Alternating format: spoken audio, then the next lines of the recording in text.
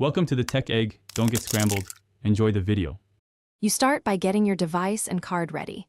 Make sure Face ID, Touch ID, or a passcode is active so payments are secure.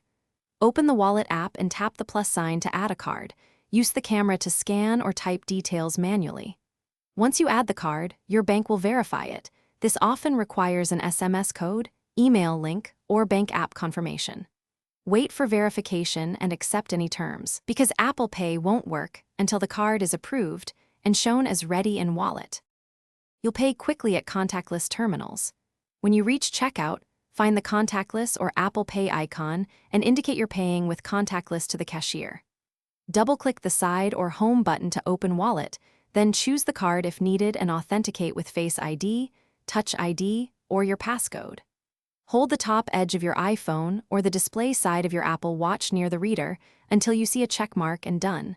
This confirms the transaction, so remove your device only after that visual confirmation.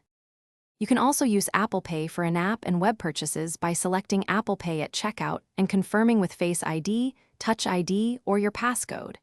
It fills shipping and billing automatically. For transit, enable an express transit card so you can tap without authentication on supported routes.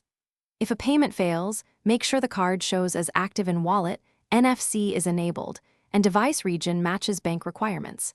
If problems persist, remove and re-add the card or contact your bank for verification. Thanks for watching. Consider subscribing if I helped unscramble your problems.